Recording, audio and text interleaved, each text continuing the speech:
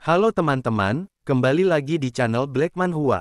Mimin kembali menemukan komik baru buat dibawakan, adapun judul komiknya adalah Ultimate Martial Evolution. Begin by Awakening the King of Monsters. Tanpa berlama-lama, yuk kita masuk ke disclaimer dulu. Disclaimer, silahkan abaikan hal ini jika kalian sudah mengerti.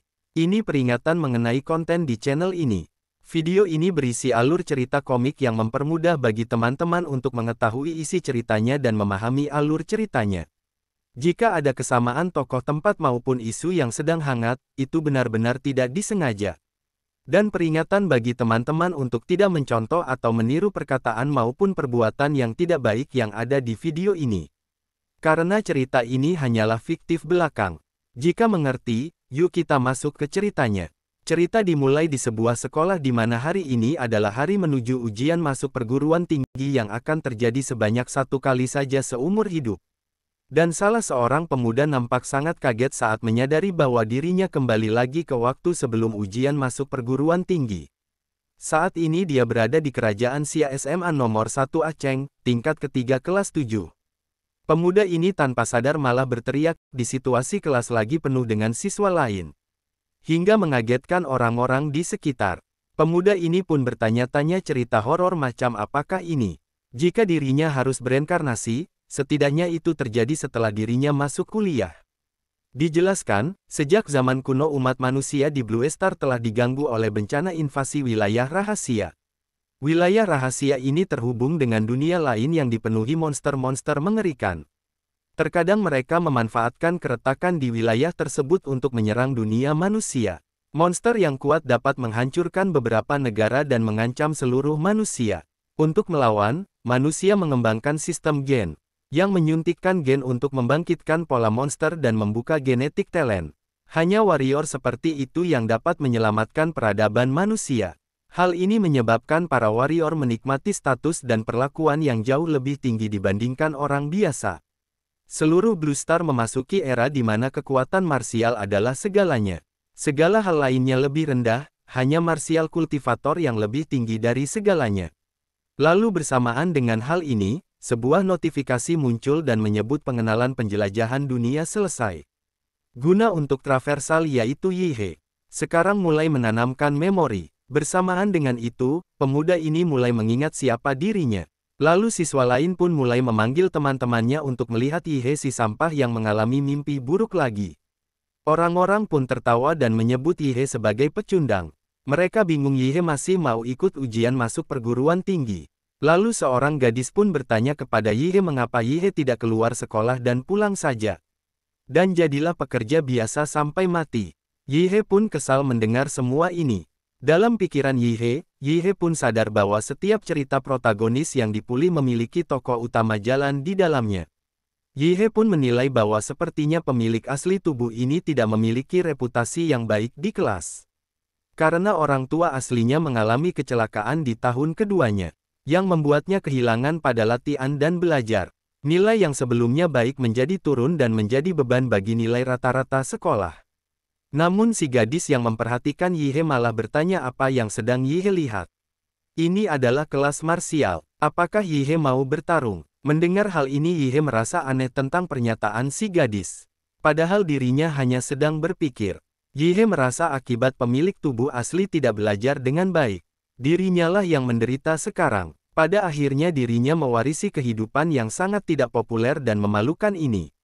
Ini sangat tragis. Kemudian seorang guru pun datang serta menyapa para siswanya. Guru ini pun bertanya apakah mereka siap. Mereka akan segera mulai menyuntikkan serum modifikasi genetik. Guru pun meminta kepada siswanya untuk percaya diri. Usaha mereka selama 3 tahun membangun fisik dan melatih martial energy. Semuanya untuk hari ini. Dan bagi mereka yang sebelumnya tidak pernah menganggapnya serius, maka bersiaplah. Yihe pun hanya tersenyum mendengar hal ini dalam pikiran Yihe. Ini pasti cuma candaan. Bukan dirinya yang bermalas-malasan tapi pemilik tubuh asli yang bermasalah. Namun menurut Yihe tetap saja karena dirinya mewarisi peran pria asli di sini. Dirinya akan melakukan segalanya dengan benar dan membersihkan kekacauannya. Kemudian berpindah ke aula injeksi gen. Para siswa pun mulai bertanya-tanya mereka akan awaken seperti apa. Apakah itu Mountain Splitter tingkat 3 atau Sea Bridge Dragon tingkat 4? Kemudian saat ini berangkas mulai terbuka dan serum pun sudah siap. Guru kembali menjelaskan bahwa ini adalah serum pembangkit gen. Serum ini mengandung gen utama dari semua Magical Beast yang pernah direkam oleh prajurit manusia. Setelah disuntikkan seseorang akan menyerap satu secara acak dan awaken. Biasanya semakin kuat fisiknya semakin kuat gen yang akan dibangkitkan.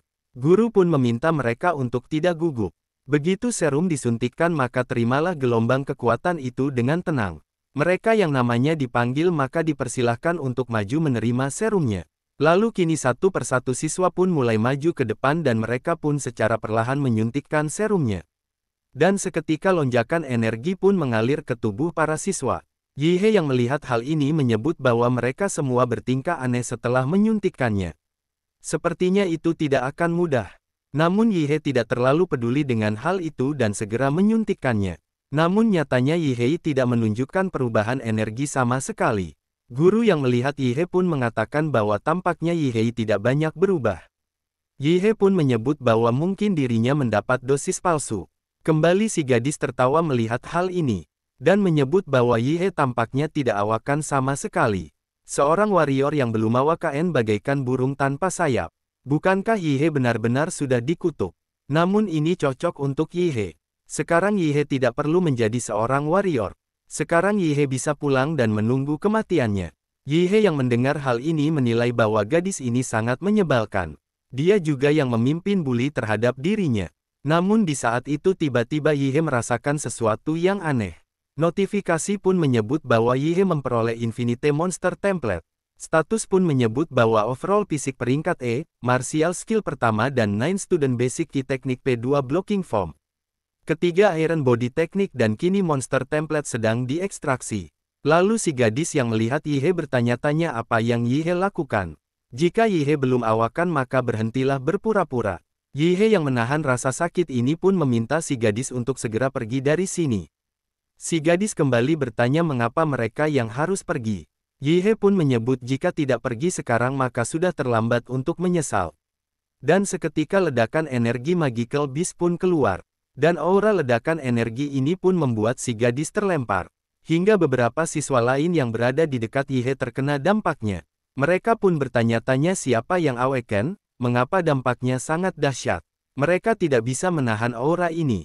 Lalu siswa lain yang dianggap jenius pun kini mulai memperhatikan aura kuat ini. Dan seorang pemuda lain bertanya apakah ada yang lebih kuat dari dirinya. Kemudian setelah ekstraksi selesai, notifikasi menyebut bahwa Yihe mendapatkan template peringkat A yaitu Mad Slam dimula. Adapun kekuatan garis keturunannya yaitu Scorching Breath, Molten Pulse, dan Spore Absorption. Lalu bentuk tingkat lanjutnya yaitu Flame Ward dimula. Terbuka ketika template compatibility mencapai 100%.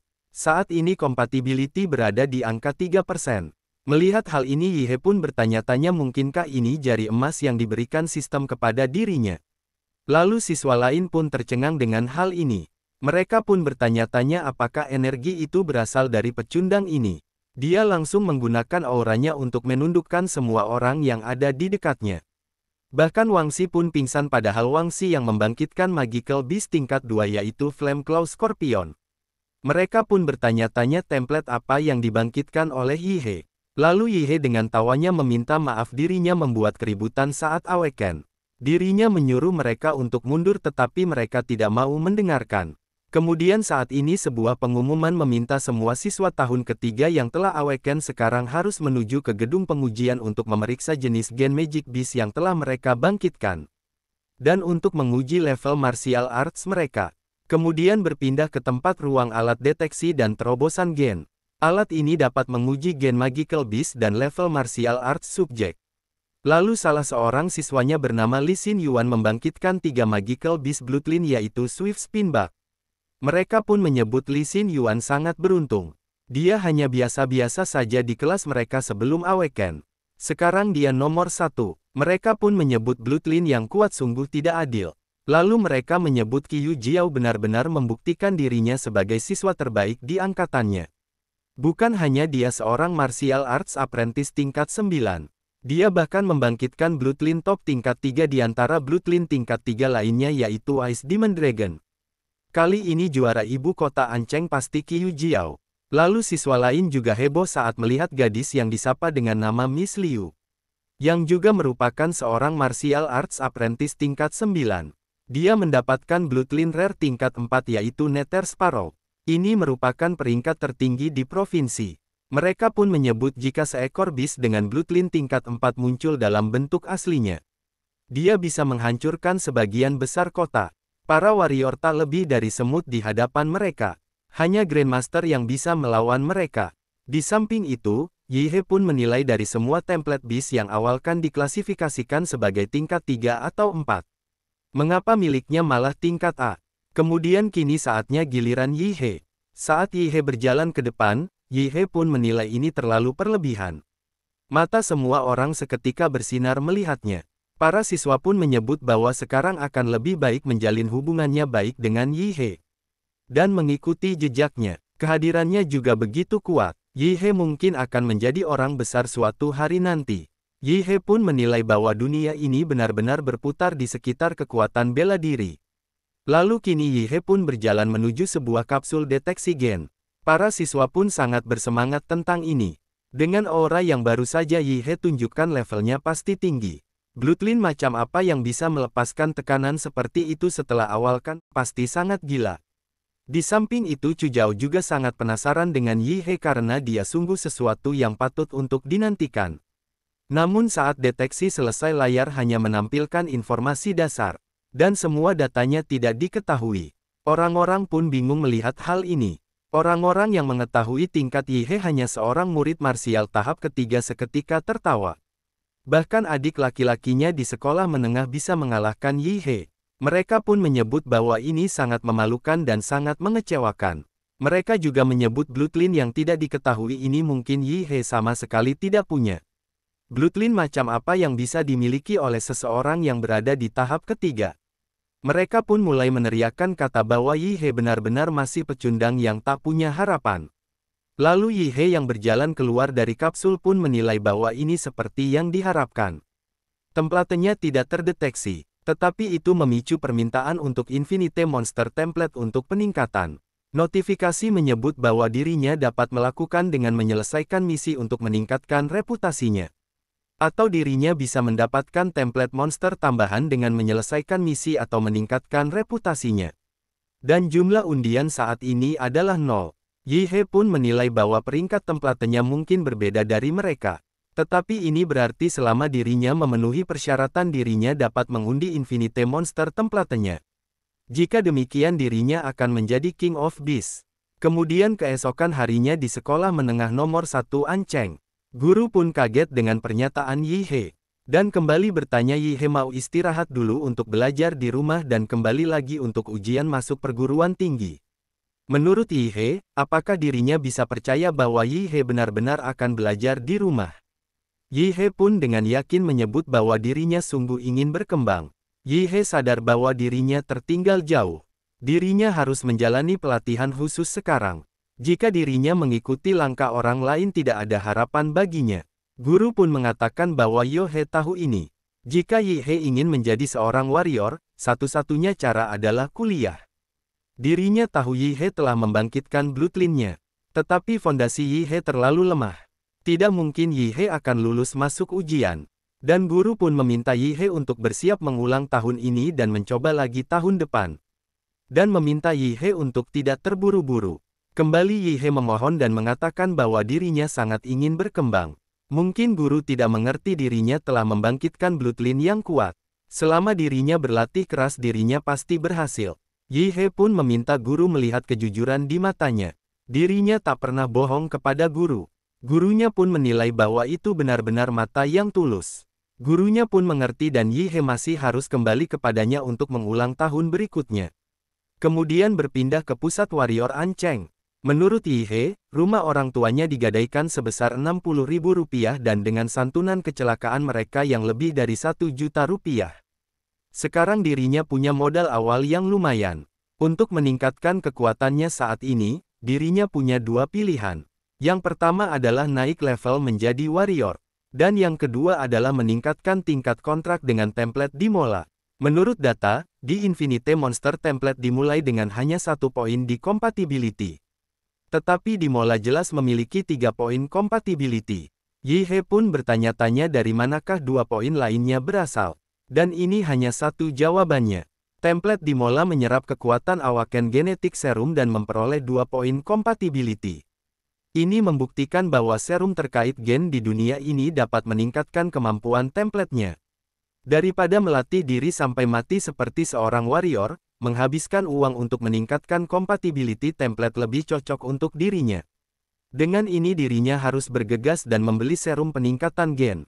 Lalu saat memasuki pusat alun-alun warrior Anceng, Yi-He pun merasakan aura yang kuat di sekitarnya. Dan membuat Yi-He panik. Yi-He pun menilai bahwa semua orang di sini telah membangkitkan bloodline mereka. Setelah membangkitkan template Mad Flame di Mola, dirinya mendapatkan kemampuan sensorinya yang unik, yaitu Life Magnetic Field. Di Mola dapat merasakan sinyal kehidupan yang dipancarkan makhluk melalui Life Magnetic Field. Dirinya dapat dengan jelas merasakan ki dan darah warrior membara seperti tungku api di dalam diri mereka. Bersama dengan raungan mengerikan dalam bloodline mereka, Yi-He pun mengatakan bahwa warrior, monster, dirinya tidak dapat menahan hasrat bertarung dalam dirinya lagi. Bagaimanapun juga Mad Flame di Mola adalah Beast of King. Di dunia mereka yang ditakdirkan untuk menaklukkan semua kehidupan di planet ini. Sayangnya dirinya hanya pemula saat ini. Dirinya hanya bisa menahan bloodline di Mola untuk saat ini. Setelah dirinya tumbuh lebih kuat, dirinya akan menunjukkan pada dunia apa arti King of Beasts. Kemudian di saat itu tiba-tiba seseorang menegur Yi-He dengan kata bocah. Dan meminta Yi-He untuk tidak mengintip orang lain dengan santai. Yi-He pun meminta maaf dan mengatakan bahwa dirinya tidak bermaksud demikian. Wanita ini pun mengatakan bahwa itu tidak apa-apa. Mungkin Yi-He baru saja membangkitkan gen monsternya. Tidak dapat mengendalikan kekuatannya adalah hal yang normal. Wanita ini pun bertanya apa yang membawa Yi-He ke Warrior Center. Yi-He pun menyebut bahwa dirinya di sini untuk membeli obat genetik. Tetapi tempat ini sangat besar dan dirinya tidak dapat menemukan jalan. Yi-He pun bertanya bisakah wanita ini membantunya. Wanita ini pun bertanya soal obat genetik ini. Apakah Yi-He sudah menggunakannya di tahap ini? Yi-He pun bertanya apakah ada yang salah dengan itu. Wanita pun menyebut bahwa itu tidaklah salah. Hanya saja obat gen tidaklah murah dan dapat dengan mudah menimbulkan resistensi. Sehingga efektivitasnya berkurang seiring berjalannya waktu. Kalau mau lebih maksimal efeknya, biasanya warrior menunggu bloodline-nya sampai tahap kritis dulu baru dipakai. Yi-He pun bertanya berapakah harga satu obat gen ini. Wanita pun menyebut bahwa pada tahap Yi-He saat ini, Yi-He hanya dapat menggunakan ramuan pemula tipe padat dan harganya sekitar Rp400.000. Yi-He pun kaget mendengar harganya dan menilai bahkan jika dirinya menggunakan semua tabungannya, dirinya tidak mampu membeli 5. Yi-He pun kembali bertanya apakah wanita tahu seseorang yang bisa memberinya diskon. Si wanita pun seketika memberi kartu namanya dan diketahui wanita ini adalah Huang Heli. Seorang martial arts tingkat keempat. Heli pun meminta Yi-He membawa kartu namanya dengan rekomendasi dari seorang veteran. Yin-He bisa mendapatkan diskon. Yi-He pun mengucapkan terima kasih dan pamit pergi lebih dulu. Lalu Yi-He pun kini membeli obat gen di sebuah rumah sakit. Dan ke toko senjata membeli perlengkapan. Yi-He pun tidak menyangka pengeluarannya akan gila-gilaan seperti ini. Kemudian saat kembali ke rumahnya, Yi-He mulai menyuntikkan serumnya. Dan notifikasi menyebut bahwa Beast Template Mad Flame dimulai. Kompatibilitas mulai naik dari 3% menjadi 7%. Dan overall status naik dari 8 menjadi 15 poin. Yi-He pun menyebut bahwa beginikah rasanya naik level. Perasaan ini sangat menakjubkan. Namun dengan suntikan obat gen, fisiknya meningkat. Namun di suntikan terakhir, peningkatannya hanya sedikit. Sepertinya semakin kuat tubuhnya, semakin sulit untuk memicu mutasi dasar berikutnya. Namun ini lumayan. Hanya dalam beberapa menit dirinya mendapatkan apa yang orang lain hasilkan selama 3 tahun. Dan ini hanya menggunakan statistik fisik dasarnya. Jika dirinya mengaktifkan kekuatan bloodline di Mula, mungkin dirinya benar-benar punya kesempatan menjadi peraih nilai tertinggi dalam ujian. Jika cheat mode tidak dapat mengalahkan para jenius, maka cheat ini terlalu lemah. Dengan ini dirinya akan berangkat ke wilayah rahasia. Retakan wilayah rahasia diurutkan dari S sampai ke E. Semakin tinggi peringkatnya, semakin kuat bis di dalamnya. Bis di wilayah rahasia peringkat S sama sekali tidak bisa dikendalikan oleh manusia. Jika mereka menyerang dunia nyata, itu akan menjadi bencana apokaliptik. Kemudian, keesokan harinya, Yhe saat ini berada di anceng nomor 3. Wilayah alam rahasia peringkat E. Menurut Yhe, jumlah orang di sini lebih sedikit dari yang dirinya kira. Mungkin karena wilayah rahasia ini sudah dikembangkan terlalu lama. Lagi pula, ini wilayah lama dan semua harta yang ada sudah diambil. Hanya beberapa bis lemah yang tersisa untuk latihan warrior pemula. Kemudian, Yhe pun mendekati meja petugas dan menyebut bahwa dirinya sudah memesan tiket wilayah rahasia nomor 3. Petugas pun meminta Yhe untuk menandatangani surat pernyataan kematian dan ini tiketnya. Kemudian, saat ini Yhe sudah berada di depan portal wilayah rahasia. Yhe pun tersenyum dan menyebut bahwa ini adalah awal kebangkitannya menjadi King of Beasts. Dan segera Yhe masuk ke dalamnya. Dan saat Yhe sudah berada di dalam, Yhe pun bisa menatap pemandangan yang luar biasa ke atas langit. Berbagai macam bintang pun terlihat jelas. Yhe pun mengatakan meskipun dirinya melihat penampakan wilayah rahasia itu di buku pelajaran. Itu sama sekali tidak sama ketika melihatnya secara langsung. Dan ini sungguh menakjubkan. Dirinya bahkan bisa melihat langit berbintang. Lalu di saat yang sama, seekor monster pun telah mengintai Yhe dan diketahui monster ini bernama Bloodfang Rabbit. Yang merupakan bis peringkat pertama. Dan seketika Bloodfang Rabbit melompat menyerang, namun Yhe dengan mudah mengantisipasinya. Yhe pun menyebut Bloodfang Rabbit bodoh apakah dia pikir dirinya tidak bisa merasakannya. Yhe pun menyebut bahwa ini berkat kemampuan template di Mola yaitu Light Magnetic Field. Dan seketika menghabisinya. Lalu Yhe pun mendapatkan Magic Core Bloodfang Rabbit. Kualitasnya rata-rata mungkin bernilai sekitar 1000 yuan. Tetapi dirinya bisa menghasilkan 1000 yuan hanya beberapa menit setelah masuk. Itu cukup efisien. Orang biasa bekerja keras selama sebulan penuh dan hanya menghasilkan 3-4 ribu. Tetapi mengumpulkan terlalu banyak core bis peringkat pertama tidak ada gunanya. Akan lebih baik untuk menemukan setidaknya bis peringkat kedua. Dan benar saja tiba-tiba monster besar pun datang. Dan diketahui bahwa monster ini bernama Demon Course Bug, bis peringkat kedua.